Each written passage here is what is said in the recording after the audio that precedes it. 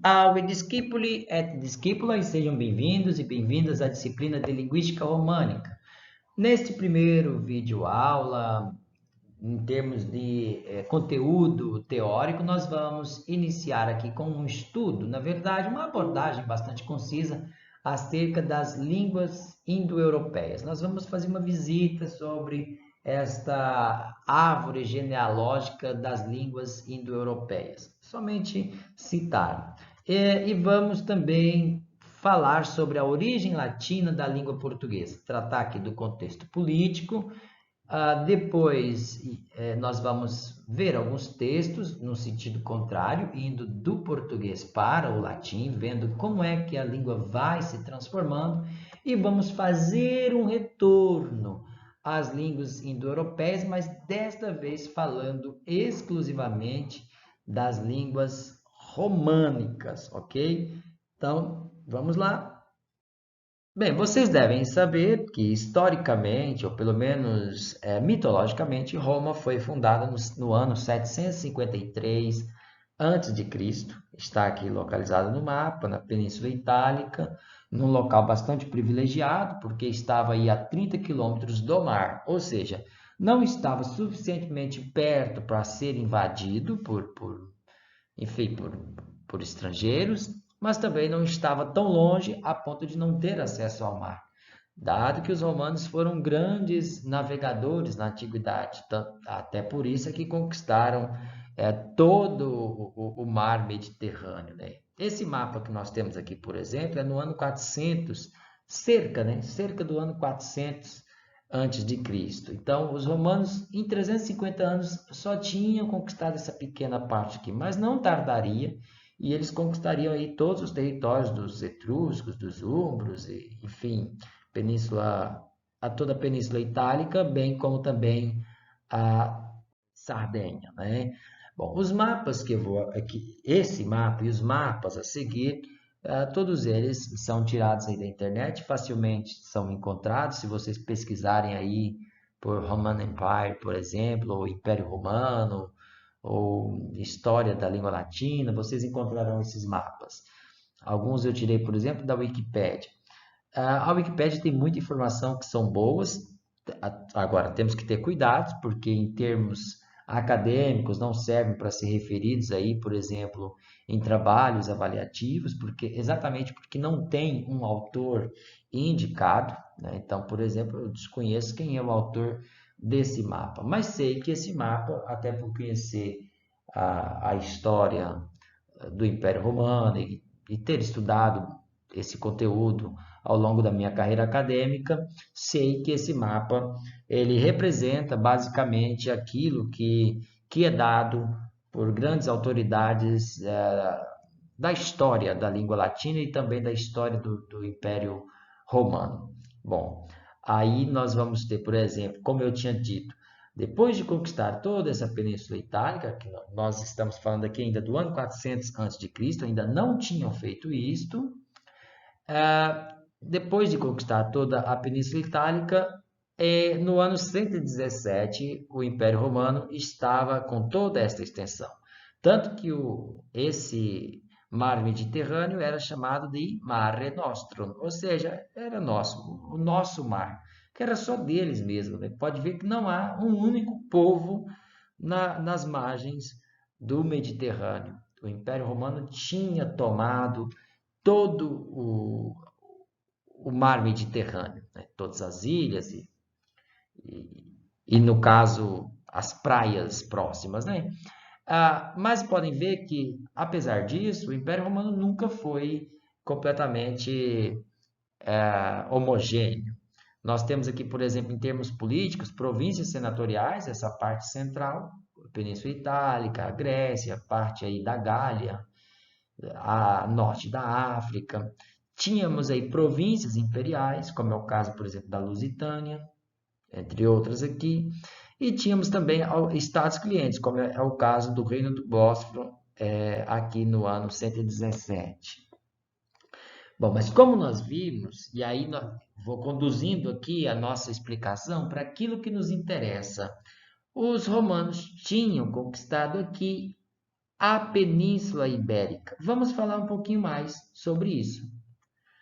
A Península Ibérica, obviamente, ela não foi conquistada de um dia para a noite. Isso foi conquistada pouco a pouco. Já falamos, os romanos foram grandes navegadores. Então, a conquista se inicia, no caso, pela praia e depois acrescenta aos territórios, né, interiores. Então, nós temos aqui uma demonstração de um mapa que eu fiz aqui alguns recortes e alguns ajustes ao mapa original para poder diminuir a mancha de página de mar que existia no mapa, né? Então, só para dar os itens que mais nos interessam. Então, nós temos aqui aproximadamente em 220 a.C., a parte que os romanos tinham conquistado. Olha, basicamente, tinham conquistado apenas as margens, né, do Mediterrâneo, num território que hoje é a Catalunha, onde fica Barcelona.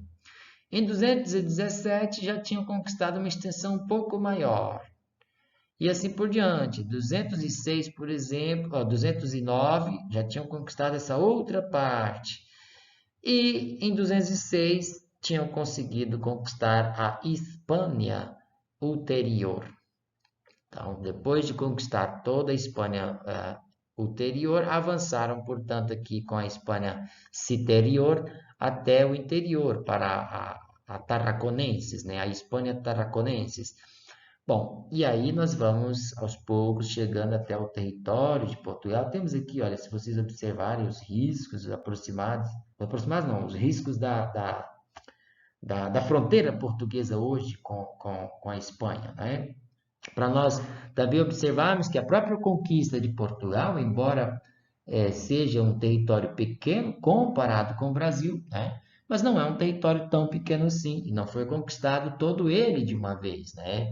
Se nós observarmos essa primeira mancha que está aqui, olha, em marrom, ela é aí do ano 194 antes de Cristo. Mas a conquista da península, não, do Reino de Portugal, né, do que se entende como Portugal, só alcançaria aí, portanto, o ano 27 antes de Cristo. Mas é bom lembrarmos que já antes de Cristo, toda a península ibérica tinha sido conquistada pelos romanos. Tá? Daí a nossa importância de entendermos que as línguas que eram faladas na península ibérica, elas foram pouco a pouco sendo suplantadas pelo latim. Não em toda a sua extensão, como nós vimos o basco aqui, mas nós vamos nos restringir aqui ao que se refere a Portugal. As línguas indígenas de Portugal foram suplantadas aí pelo latim. E isso vai ser importante para nós entendermos o processo que depois chega ao Brasil, né? Ou que chega até nós da importância de se estudar o latim. Como já dissemos, o Império Romano jamais foi homogêneo. Havia aí muitas diferenças culturais, linguísticas também, mas duas grandes línguas sobressaíam no sentido de serem línguas francas no Império Romano. Era o caso do grego, no Oriente, essa parte azul, que inclusive abrangia algumas partes aí, algumas pontas da própria Península Itálica, né? Para verem a importância que o grego tinha. E também o latim na parte ocidental do Império Romano. E salvo algumas exceções, porque também abrangia aí, por exemplo, uma parte da Dalmácia aqui, né? E também da Dácia, já mais no extremo oriente da Europa, né? Agora percebam bem como essa configuração do latim ela teve uma importância cultural para nós nos dias atuais. Por exemplo, o cristianismo ele nasceu na parte oriental do Império Romano, e daí porque o Novo Testamento foi escrito em grego, porque esta era a língua de importância, né, do Império Romano, nessa região, né? Obviamente, se o Novo Testamento fosse escrito na parte ocidental, seria escrito em latim. Tanto que quando ela chega para a parte ocidental, ela é depois traduzida para o latim. Então, por muitos anos, nós convivemos com duas versões apenas da Bíblia, né? No caso da Bíblia completa, né? Porque também tínhamos aí o Antigo Testamento escrito em aramaico. Mas aí vamos voltar aqui ao nosso interesse, que é a língua latina. Observe que a Península Ibérica ela está dominada aí pela zona de influência do latim. O latim se implanta aí como língua, principalmente o latim vulgar, e depois há aí a evolução desse latim para as línguas que nós conhecemos hoje, como por exemplo o português, o galego, o espanhol e também o catalão, por exemplo. Mas aí observe bem esse mapa, tá certo? Vamos a Península Ibérica, a parte da França, a Península Itálica e também essa região oriental aqui que abrange desde a Dalmácia até a Dácia. E vamos ver como é que essa configuração ficou nos dias atuais. Olha só, nós temos aqui, portanto, toda a Península Ibérica dominada por línguas românicas. Portanto, aqui essa parte em verde claro é o galego-português, nomeadamente o galego no norte e o português embaixo, ocupando todo o território da República Portuguesa. E no resto da Península Ibérica temos aí, portanto, o astúrio, né, o asturiano ou o leonês, já o castelhano, que depois passou a ser chamado espanhol, né, um fenômeno que até hoje é criticado por ser um fenômeno político, porque o espanhol, na verdade, é a língua de Castela, por isso chamado castelhano. Temos também aí o catalão, na parte oriental da península ibérica. E, obviamente, na França fica aí também o francês e também o otitano no sul. Temos uma grande variação de línguas no italiano. E na parte oriental, como já havíamos evidenciado, temos aqui a sobrevivência de uma língua românica no Oriente, que é o caso do romeno. Tá? Agora observe bem que destes países aqui, nós tivemos aqui, sobretudo Portugal e Espanha, um processo de colonização da América. Também com participação depois, aí mais tarde, da França, mas de pouca parte da América, né? Mas na África, houve uma colonização maior da França na África. E isso vai ter algum reflexo, como nós vamos ver. Vamos lá. E no aspecto político ainda, eu chamo a atenção aqui para esse mapa que representa a América em 1794. Nós temos aqui o Brasil em verde. Toda essa parte em vermelho são colônias espanholas e chama a atenção para essa colônia aqui, olha, em azul claro, que é da França, né? No caso é o Haiti, hoje fala a língua francesa, e também a Guiana Francesa, que ainda hoje pertence ao território da França.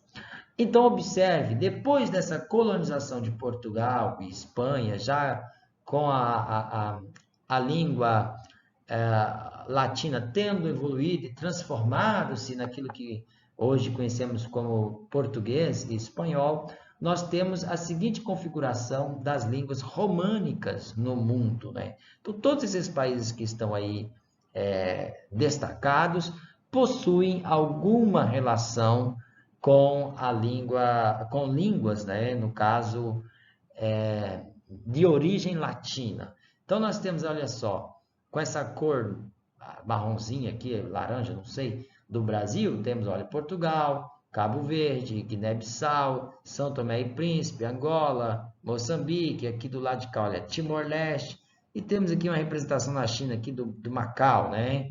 Mas observe que da Espanha, nós temos aqui toda a parte oriental da América Latina falando a língua espanhola, em alguns casos dividindo com línguas indígenas, como por exemplo no Paraguai, né, ou na Bolívia, Enfim, é bom lembrar aí que as línguas indígenas elas estão vivas em todos os territórios da América, de toda a América, né? Também na América do Norte se divide o inglês, por exemplo, com territórios indígenas. Mas aí eu queria destacar aqui, por exemplo, que essa parte aqui, que é a chamada América Anglo-Saxônica, também possui influência latina. É o caso dos Estados Unidos, está aqui pintado de verde claro. Por quê? Porque tem mais de 10% de pessoas que utilizam o espanhol no seu dia a dia, sobretudo no sul dos Estados Unidos, né? Então, e no caso do Canadá, embora está aqui pintado de azul escuro, na verdade não todo o Canadá, mas a parte oriental aqui, que é a província do Quebec, tem a língua francesa como língua oficial e é utilizada pela maioria das pessoas nessa província, né? Então, possui muitos falantes de francês. Por falar em francês, observe que na África também o francês divide espaço com muitas línguas indígenas, ou não, como por exemplo aqui no norte, divide espaço com o árabe, por exemplo, ou mesmo com línguas indígenas, como é o caso das línguas de origem do Berbere, né? Hoje chamado Amazigh. Além disso, só para finalizar essa questão dos mapas, temos aqui a Itália, representada em amarelo, o italiano, e o romeno, representado em vermelho, nomeadamente em 2 países. Vamos lá? Agora eu vou passar para aspectos da língua propriamente, saindo desse aspecto político, de como a língua está distribuída nestes países do mundo, né, ou nessas partes do mundo. Observe que parece que aquela configuração da Europa, gente, isso é interessante pensarmos isso, né? Aquela configuração da Europa em que nós vimos assim, o Ocidente fala latim, o Oriente fala o grego, né? Utilizava como língua, digamos aqui, a língua franca, né, dessas regiões. Observe que o Ocidente utiliza línguas de origem latina, né? Todo o Ocidente. E o Oriente não, né? Então observe essa configuração. Se vocês dividirem o mapa aqui, olha, pega uma canetinha até para fazer isso. Olha só, se dividirem o mapa assim, ó, basicamente, vou até colocar o Moçambique para lá, porque está por Oriente mesmo. Observe, se nós traçarmos essa divisão, nós temos exatamente o Ocidente utilizando línguas de origem latina e o Oriente não. Vamos lá? Eu vou fazer aqui uma pequena análise para nós percebermos como era o português dos descobrimentos, né? Nomeadamente que no século XVI, então eu estou avançando bastante séculos atrás, no caso, hoje nós estamos no século XXI, né? Portanto, 5 séculos atrás. Como era escrito o português aí nessa época? Eu destaquei nomeadamente aqui o primeiro parágrafo, uma parte do primeiro parágrafo da gramática da linguagem portuguesa. Assim mesmo está intitulada, certo? Assim mesmo está escrito, do Fernão Oliveira, que de fato, a primeira gramática escrita sobre a língua portuguesa, né? Observe que o símbolo do sigma, como era, né, grafado lá por Fernão Oliveira. Esse fenômeno das grafias também cabe até um estudo à parte, porque elas variam ao longo do tempo, como nós vamos ver. Por exemplo, vou destacando aqui à medida que nós vamos lendo. A linguagem, observe como está escrito, figura, não tem aqui o acento, né? É figura do entendimento, e assim é verdade que, observe que o que era grafado apenas com um que e um tio. É até difícil de encontrar isso, porque os teclados dos computadores não dão. Mas existem várias formas de se grafar a letra Q, né? E aqui, por Fernão Oliveira, ela foi grafada exatamente assim, sem o uso das vogais, como nós vamos ver mais adiante acontecendo outra vez. Olha só. E assim, é verdade que a boca diz quanto, observe que não temos aqui também as vogais, quanto lhe manda o coração, e não outra coisa. Antes, não devia, observe que o V, grafado em forma do U, quem já estudou latim sabe do que eu estou falando, mas nós vamos voltar a ver isso. Não devia a natureza criar outro mais disforme. Olha aqui, parece esse símbolo de sigma, parece um F, mas não é. Observe que o F tem um tracinho e o S não. Então, antes não devia a natureza criar outro mais disforme, monstro, do que são aqueles que falam o que não tem na vontade, tá? Então, basicamente, a linguagem é figura do entendimento e assim é verdade que a boca diz o que lhe manda no coração e não outra coisa. Antes não devia a natureza criar outro mais disforme monstro do que são aqueles que falam o que não tem na vontade, né? É aquele velho ditado, a boca diz aquilo que o coração está cheio. Que para o Fernão Oliveira seria um monstro disforme se não fosse isto uma verdade. Vamos lá. Aqui temos algumas diferenças de 5 séculos atrás, já observamos, né? Mas ainda é possível compreender esse português. Vamos lá. Bem, aqui já voltando um pouquinho mais atrás, ao galego-português, aqui no século XIII, nós temos aqui esse texto tirado dos Forais Antigos da Guarda. É um texto que eu tirei da Crestomartia Arcaica, do José Joaquim Nunes. Esse texto eu passei na primeira turma de latim aqui no CESP. É uma parte desse texto, né? Então, nós vamos aqui ver esse primeiro parágrafo que eu extraí, uma parte do primeiro parágrafo, só para nós termos uma noção de como se escrevia o português nessa época. Aquele que casa fizer, ou vinha, ou saerdade honrar, e per um ano em ela servir, se depois em outra terra morar quiser, serua a ele toda saerdade, o quer que morar. E se as quiser vender, venda a quem quiser per foro de vossa cidade. Homens da guarda, não paguem penora pelo senhor da guarda, não por meirinho, se senha penorado, senhor por seu vizinho. Vizinho, é o vizinho, né? Bom, observe que já complica um pouquinho a nossa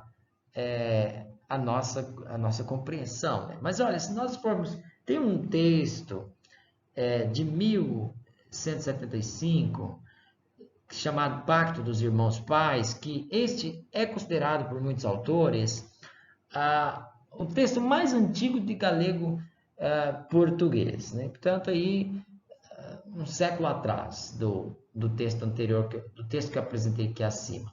Mas alguns não entendem assim, porque na verdade só tem uma frase lá nesse texto, o resto está tudo em latim, mas só uma parte que está escrito no que é considerado aí galego-português. Pelo que alguns dizem, não, mas isso aí não é galego-português, porque só tem uma frase. O certo é que, olha só o que está escrito aí nesse Pacto dos Irmãos, que é parte do galego-português. Isto os fiadores atam 5 anos, que se partia de isto male que lhe avém. E isso significa, estes fiadores, dentro de 5 anos, exigirão o que lhes devo. Basicamente isso, né? Então, observe que já complica um pouquinho a nossa compreensão, mas é o passado da nossa língua, né? O galego-português. Vamos avançar um pouquinho mais atrás. Bem, antes do galego-português, o que eu quero me referir com isso? É que o texto que nós temos aqui, do século IX da nossa era, é a Carta de Fundação da Igreja de Lardós, que é datado de 882, é um texto escrito em latim, Mas como nós vamos observar, não é aquele latim clássico, não é o latim vulgar, não é o galego português também, tá? Mas ele vem demonstrando aí essa aproximação com o que é o português atual. Então, eu extraí apenas a linha 2 para nós fazermos aí algumas análises, certo? Então, vamos ler aqui essa segunda linha.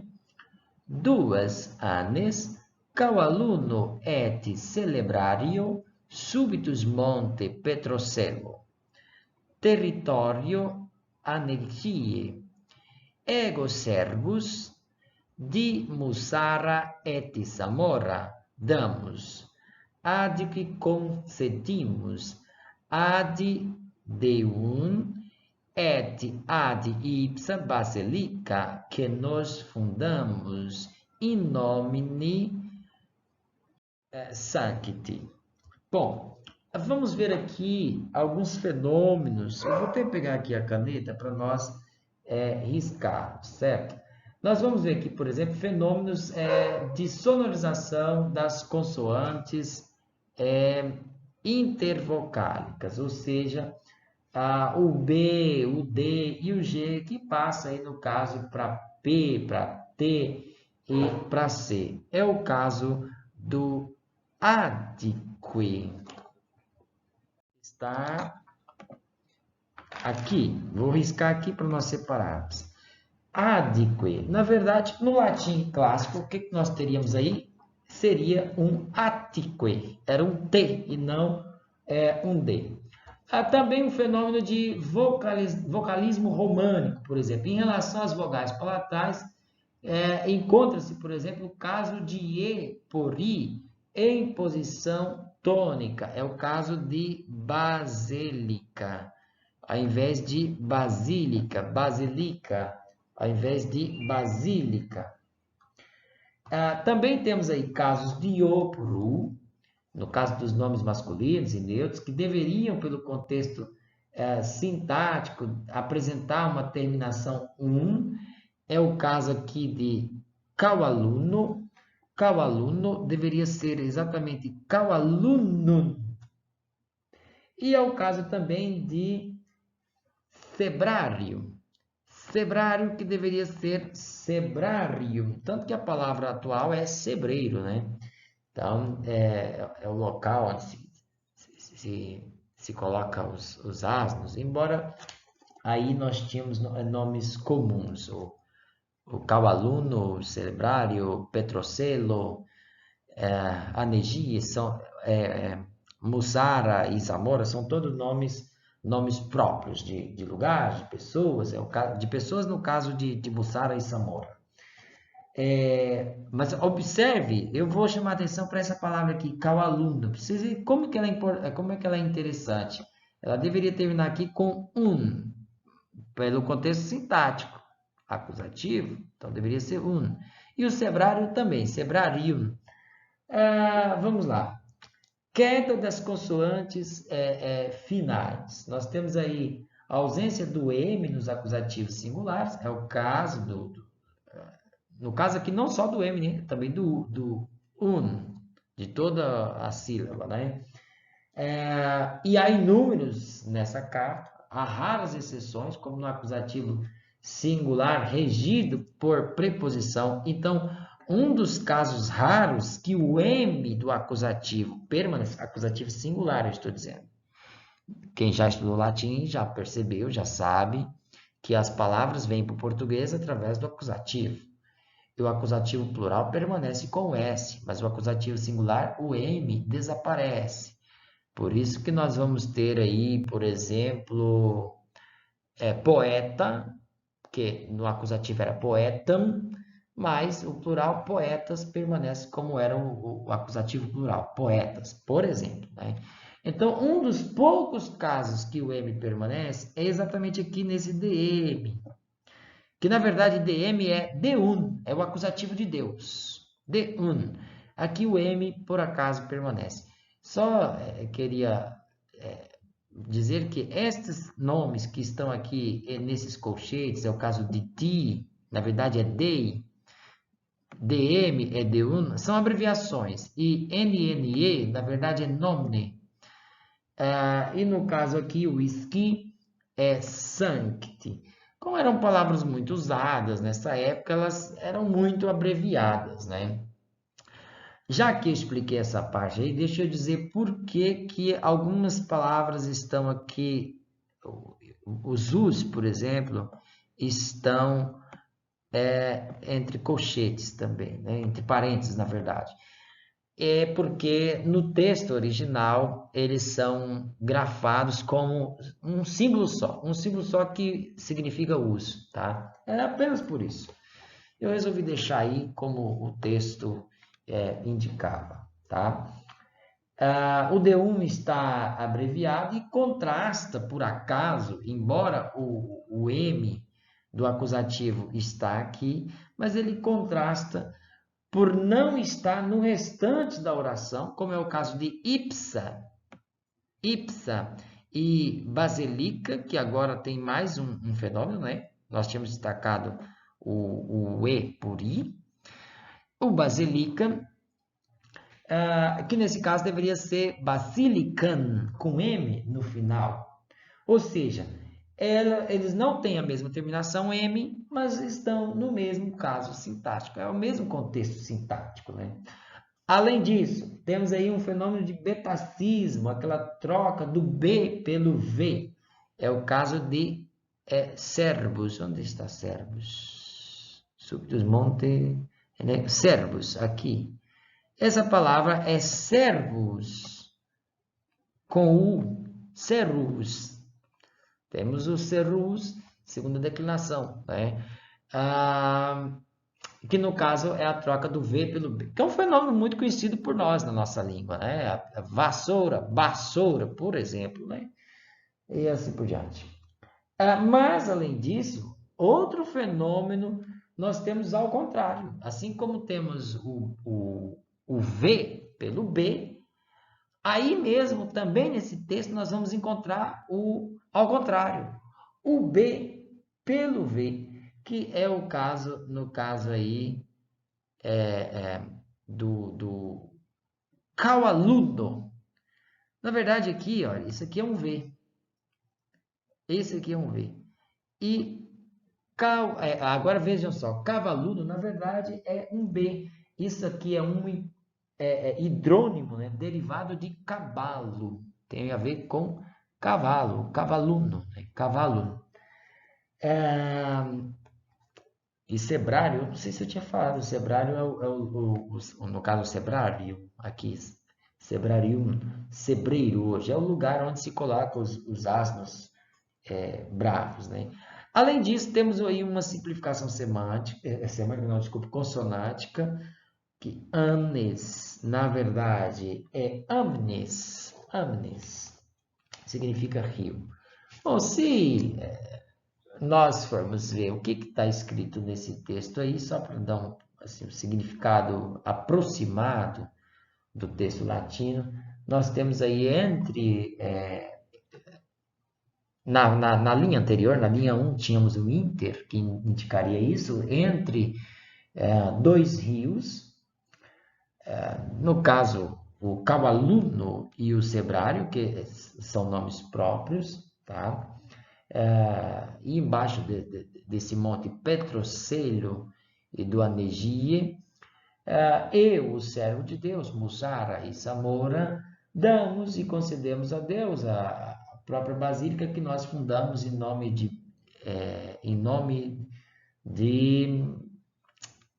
e aí o restante dos nomes, que no caso é Pedro e Paulo e o Arcanjo Miguel, estão aí na terceira linha. É só para dar o valor aproximado. O resto teriam que ler todo o texto. Quem quiser ter acesso ao texto, eu tenho ele somente em latim, mas posso passar para vocês. Uma fonte que para vocês entenderem também, posso socializar esse material com quem quiser também. O Emiliano, nesse artigo, o mais antigo documento latino-português, 882, ele faz aí uma edição e estudo grafêmico. Não é tradução do texto, ele faz só um estudo grafêmico desse texto. Então, portanto, já sabem que é o mais antigo documento latino-português. Tem aí é uma mescla, né? Não é o latim puro, como nós vimos, ou para aqueles que já conhecem o latim, ou como verão ao longo dessa disciplina, mas também não pode ser chamado português, né? Porque nós não temos a compreensão exata ainda do que está escrito aí. Vamos um pouquinho mais atrás agora. Aí estamos aqui com o latim vulgar, no caso já no século IV da nossa era, e com o Appendix Probi, o mais antigo texto que se conhece da língua latina nessa área, ou seja, de diferenciar o latim clássico do latim vulgar. Então, nós temos lá, na verdade, nesse Appendix Probi, 227 correções de palavras em que se apresenta o que era no latim clássico, por exemplo, speculum, diferenciando daquilo que estava no latim vulgar, ou seja, que era dito supostamente errado, né? Speculum. Então, o autor ele fez uma lista dessas que a gente se encontra hoje em dia, né? As pessoas explicando, olha, é telha, não é teia para casa, né? Já quando é teia de aranha, é teia, não é telha. Aí não é telha de aranha. Não tem, já devem ter encontrado por aí esses manuais que fazem essas hipercorreções, estão condenados aí pela sociolinguística. O Appendix Probi hoje seria considerado pela sociolinguística, né? Porque ele vem exatamente corrigindo. O latim vulgar, as pessoas falavam speculum, mas o latim clássico era speculum, e o sujeito fez ali uma lista corrigindo pelo que seria supostamente certo. Eu destaquei alguns aí, porque não teríamos espaço para os 227 palavras corrigidas, mas destaquei aí alguns, né? O caso de másculos, não másculos, vétulos, não véculos, quítara, não citera, crista, não crista. Aqui havia uma diferença de pronúncia do I pelo Y, mas nós vamos ver isso aqui na primeira lição do latim. Formica, não formica. E musifon, não museum. Mas eu quero ir um pouquinho mais atrás com vocês. Vamos lá? Ao latim clássico. Latim clássico, século I a.C., eu destaquei aqui o primeiro verso, os primeiros versos da primeira bucólica de Virgílio. Titire, tu patulai recubans subitegmini fagi, silvestren tenui musan meditaris avena. Nos patriae fines et dulcia linquimus a rua. Nos patriam fugimus. Tu, titiri, lentus in umbram formosam resonari toques amarelita siluas. Bom, basicamente, isso aqui significa títido. Tu, deitado à sombra de uma vasta faia, fag é faia, né? Esse sentido de recubas é deitado de costa, né? Compões um poema silvestre com flauta amena, avena, né? Aqui dá o amena. Nós deixamos os limites da pátria finis, pátria e finis é a ideia de o fim, o limite, né, da pátria.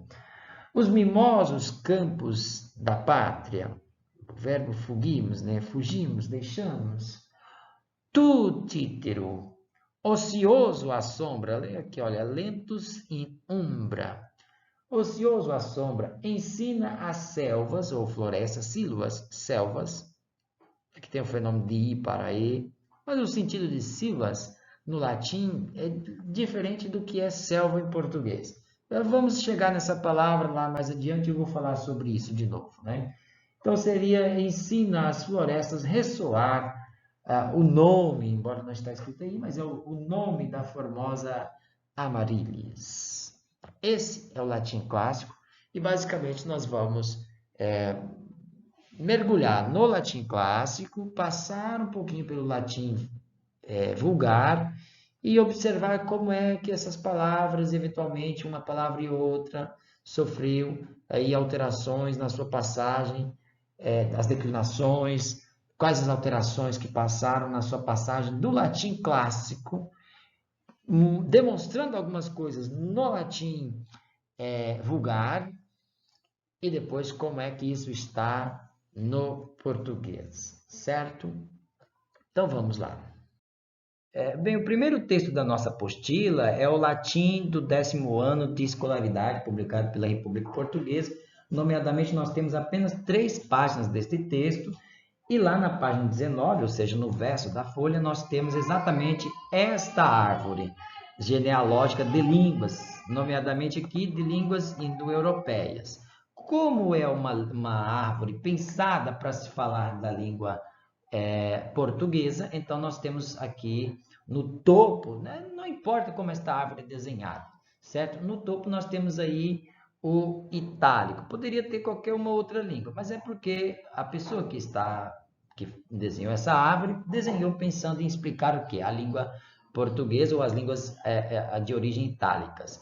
Dessa língua itálica, nós temos aqui, olha, o osco e o úmbrico. Esse maisinho é para dizer que esta língua já não é falada mais, não possui falantes nativos, é isso que eu quero dizer.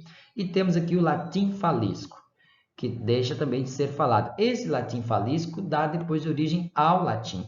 E esse latim, ele se deriva depois aqui em romeno, o dalmático, que é uma língua também que já não possui mais falantes nativos. Temos o sardo, o rético, ali, deixa eu pegar aqui meu laser pointer. O italiano, o francês, o provençal, o catalano, o castelhano e o português. Nessa língua, nós temos outras que também são, digamos assim, parentes mais distantes da língua portuguesa, como é o caso do grego, que não dá origem a nenhuma outra língua, continua apenas como grego, mas, por exemplo, o germânico, que vai se derivar aqui em escandinavo, em inglês, por exemplo, podem ver aqui, em islandês, dinamarquês, norueguês, sueco, são línguas, digamos assim, parentes da língua portuguesa, mas parentes bem distantes, porque derivam lá de um tronco bem antigo. Então, nós temos que pensar nas línguas mesmo como um tronco de árvore, em que vai se fragmentando ali, a árvore começa um tronco indo-europeu e vai se derivando assim em grandes galhos, como por exemplo o tocárico, o hitítico, o céltico, o germânico, o albanês, o itálico, o grego, enfim, e depois isso se vai criando novos galhos. Eventualmente alguns não criam, como por exemplo o grego, o albanês, o armênico. Se vocês observarem árvores de fato, isso acontece também com as árvores. Há galhos que se fragmentam em novos galhos, mas há galhos que permanecem como sendo um tronco único. Mas aí eu vou fazer um desenho diferente deste aqui, porque será muito importante para nós entendermos as semelhanças entre estas línguas, digamos, para percebermos depois o conteúdo da linguística românica. Vamos lá. Primeiro nós temos aqui uma outra árvore desenhada de uma outra forma, o indo-europeu aqui no cabeçalho, e aí nós temos aqui o grupo do itálico, derivando aqui, portanto, olha, o grupo do itálico. Esse grupo do itálico, ele deriva aqui, portanto, então, o sabélico, por exemplo, e o latino falisco. Observe bem que nesse grupo aqui nós temos uma quantidade de línguas indicadas em verde. São línguas que ainda são faladas, ou seja, possuem falantes nativos. E em rosa nós temos as línguas que não possuem mais falantes nativos. Daqui nós temos aqui o latim, que é onde nós vamos nos deter, certo? E desse latim nós temos outros dois, que é o latim clássico e o latim vulgar. Então eu vou agora maximizar o que nos interessa, que é exatamente este galho aqui do indo-europeu. Vamos lá? Primeiro deixa eu limpar, porque senão fica tudo confuso. Então vamos lá. Então nós temos aqui o latim, é o grande galho que sai do itálico, que já saiu do indo-europeu, certo? Quando nós procedemos o estudo da língua portuguesa, nós sempre chegamos a uma língua única. É uma espécie de torre de Babel, como tudo se deriva lá na torre de Babel. Mas calma lá que essa língua que nós convencionamos chamar de indo-europeu, ela não comporta aí, por exemplo, as línguas africanas, não comporta as línguas do Oriente, do Extremo Oriente da Ásia, nem da Oceania e nem tampouco as línguas indígenas do continente americano. Então, as línguas indo-europeias se dizem das línguas da Europa, nem toda a Europa, porque existem línguas na Europa que não são de origem indo-europeia, como é o caso do húngaro e também do basco, certo? Mas maiormente aí, Europa e também parte da Ásia, parte da África colonizada e também da América pós-colonial, ou seja, aquelas que receberam, portanto, línguas de colonizadores, Portugal, Espanha, França, Inglaterra, por exemplo, né? Então vamos lá, o latim. Nós temos aqui dois tipos de latim na antiguidade, o latim clássico e o latim vulgar. É daqui que vem a nossa língua, certo? Ou seja, são línguas que não possuem mais falantes nativos, como eu já tinha dito. Daqui do latim clássico, nós temos o latim eclesiástico, mas não existe apenas o latim eclesiástico, não são apenas essas três formas, existem outras. É que não é o objetivo da nossa disciplina estudar essas variedades do latim, e sim a linguística românica. Então, vamos para aquilo que nos interessa. Desse grupo do latim clássico, porque o latim eclesiástico é de uma outra natureza, nós temos as línguas que se convenciona chamar o romance. Vamos lá, gente. As pessoas pensam, por exemplo, que eu li um romance. O que é um romance? Uma novela, né? Que é uma história de amor. Não, não tem nada a ver com isso. Eu li um romance do Machado de Assis. Não necessariamente um romance vai ter uma história de amor, pode não ter, certo? Romance, na verdade, se diz de um gênero que foi criado em Roma, que é a prosa, certo? Então, não tem nada a ver com algo romântico em termos de história de amor ou coisa do gênero, e sim com o gênero de escrita de que estamos falando. Então, o romance são as línguas de origem românica. Por isso eu chamo essa disciplina, nomeei essa disciplina de linguística românica, porque para nós explorarmos melhor esse significado que, se não conheciam, ficam agora a conhecer. Então vamos lá. As línguas românicas ou do romance, nós temos aqui uma que deriva propriamente dela, que é o sardo, falado na Sardenha, por exemplo. O Grupo Verde, é bom lembrar que são línguas que ainda são faladas. E, obviamente, temos algumas outras línguas minoritárias, não vou citar todas elas. E aí, deste grupo também nós temos, aqui é um grupo, digamos aqui, isolado que vem de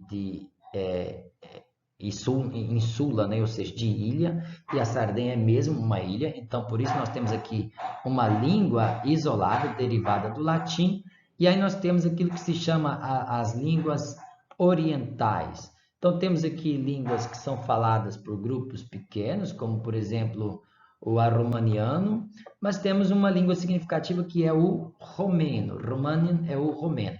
O romeno que é falado aí como língua oficial em dois países, na Romênia e também na Moldávia. Na Moldávia, inclusive, é chamado de moldavo. Mas é só uma nomenclatura, digamos aí, política ou nacionalista. Em termos técnicos, as línguas são iguais, né? Tem aí, obviamente, algumas diferenças de sotaque, de pronúncia de algumas palavras, como acontece, por exemplo, na língua portuguesa, né? O português que se fala, por exemplo, no Amazonas é diferente daquele que se fala no Rio Grande do Sul ou no Rio Grande do Norte, por exemplo, ou na Bahia. Enfim, essa seria basicamente a diferença entre o romeno e o moldavo. É uma língua só. Por isso, os gramaticistas dificilmente colocam aqui como duas línguas, porque consideram sendo uma só.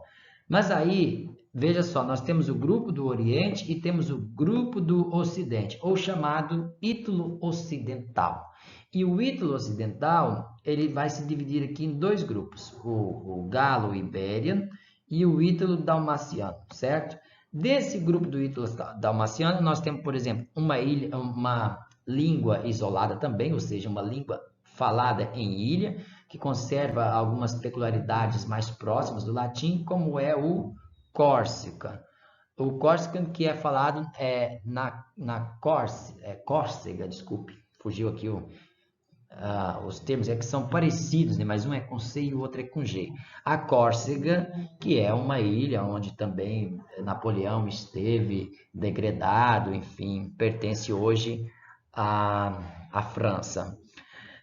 Nós temos, por exemplo, algumas línguas minoritárias, como o histrião, que é falado numa região depois do Veneto, né, no norte da Itália. E temos uma língua, por exemplo, bastante significativa nesse grupo do ítalo-dalmaciano, que é o italiano, né, falado na Itália. E temos, obviamente, também minoritário, siciliano, por exemplo.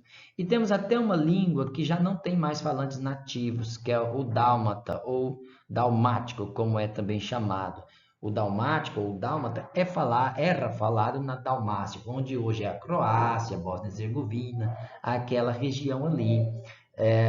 Inclusive ainda possui alguns nomes toponímicos em relação a isso, ou nomes de pessoas, por exemplo, né? Vamos então aqui ao galo íbero. O galo íbero é nomeadamente galo da França, íbero da Península Ibérica. Isso aqui será muito importante, porque esse grupo aqui ele vai se dividir, por sua vez, em dois grupos. Aqui, olha, o gálico e o grupo íbero. Vamos primeiro passar aqui para o gálico. Então, nós temos, por exemplo, derivado do gálico, o árpita, por exemplo, o cisalpino. Aí, no cisalpino, o que é o cisalpino? Além dos Alpes, né? Então, ali no norte da Itália, nós temos algumas línguas faladas, por exemplo, o veneto, que é falado na região da Veneza. É muito parecido com o italiano, mas não é igual. É diferente. Nós temos, por exemplo, o Ligure, que é falado ali na região onde nasceu Cristóvão Colombo, que é Gênova. O lombardo, por exemplo, e assim por diante. E aqui no grupo cisalpino, aí temos, num outro grupo, o francês, por exemplo, o normando também, são grupos significativos. Do otitano, nós temos duas línguas, o catalão e o otitano. O catalão falado na Catalunha, na Espanha, e o otitano falado no sul da França. E temos aqui do rético, que é uma língua também sem falantes nativos. Nós temos aqui, por exemplo, o grupo friulano, que é falado na região do Veneto. E temos este grupo chamado de romanche. O romanche, ou também por vezes chamado de reto-romanche, também tem um nome popular de grisão. Ele é falado nomeadamente no sudeste da Suíça, certo? Estava aqui tentando lembrar. Bom, aí vamos agora para o grupo íbero, que está do lado de cá. Neste grupo íbero, nós temos, observe bem, o aragonês. Desse grupo aragonês, nós temos um grupo de línguas desaparecidas, entre eles o galego-português. Nós já vamos chegar nesse galego-português. Observe que do aragonês, nós temos origem de algumas línguas minoritárias, como, por exemplo, o asturiano, falado nas Astúrias, e temos aqui, olha, uma língua que não sei se vocês conhecem, que é o mirandês. Esta língua mirandesa, por exemplo, é falada numa cidadezinha pequena no interior de Portugal. É uma língua oficial, inclusive, naquele município. Bem, e aqui desse grupo do aragonês deriva também o espanhol, de forma que o mirandês ele é mais próximo do espanhol do que propriamente do português, como nós vamos observar. Então, ele é quase que uma mescla, né? Tem gente que é uma mescla. É como acontece, por exemplo, com é, às vezes foge o nome aqui da minha cabeça, eu estou falando da Catalunha, como acontece às vezes com o catalão, né? É uma mistura de italiano com espanhol, e os catalães obviamente não gostam, porque não é uma definição exata, né? É uma definição que a gente dá sem conhecimento de causa, né? Bom, aí o que acontece? Então temos aqui o espanhol, que na verdade é o castelhano, ou seja, aquele que era falado em Castela e que depois a Espanha coloniza a América e traz aí a sua língua, deixando aí as suas variantes de espanhol na Argentina, no Chile, México, Peru e assim, Venezuela, assim por diante, né? Não vale a pena aqui citar todos os nomes. Aí, deste grupo do galego-português, observe que nós temos aqui, ó, o galego-português, não é que ele desaparece, ele se deriva em outras línguas. É assim que nós temos que observar. Então, o galego-português se deriva, olha, nessa língua, por exemplo, eunavian, que é falado na Astúria, também se confunde por vezes com asturiano, mas não é a mesma língua. Tem esta língua chamada fala, que na verdade é chamada também de chalimeco, mas fala isso está em inglês. No português nós conhecemos esta língua como chalimeco. Tem uma quantidade diminuta de falantes, mas que vale a pena dizer. E temos aqui, olha, o galego e temos o português, que é a nossa língua. E quando olha, observem bem que quando nós chegamos à língua portuguesa, nós ainda vamos observar, por exemplo, que ao chegarmos na sociolinguística, nós temos português brasileiro e português europeu. E quando falamos em português brasileiro, aí nós temos uma série de portugueses, né? Português de onde nós estamos falando? Português de São Paulo? De qual São Paulo estamos falando? Da capital ou do interior? De qual interior nós estamos falando? Enfim, nós vamos ver uma quantidade imensa de variações da língua portuguesa no Brasil. Então, obviamente que essa é uma árvore, é como uma árvore mesmo, é um galho que vai se derivando em pequenos galhos, mas que todos estão interligados num só tronco. E esse grande tronco é o indo-europeu. Se nós estudarmos a fundo, e essa disciplina será apenas uma demonstração disso, se nós estudarmos a fundo, nós vamos encontrar semelhanças na evolução das palavras, por exemplo, do grego com o italiano, o português, o inglês e assim por diante, porque ao cabo todas elas possuem alguma semelhança. Mas aqui nós não vamos mergulhar tanto, né? Nós não vamos conhecer tanto dos galhos desta grande árvore. Nós vamos mergulhar apenas no grupo das línguas românicas, da linguística românica. E eu espero que esta disciplina seja de proveito para vocês. Volto na próxima aula com o manual de linguística românica, o texto do Bidos, que está aí escrito em espanhol, um texto publicado em Madrid. Então vamos lá?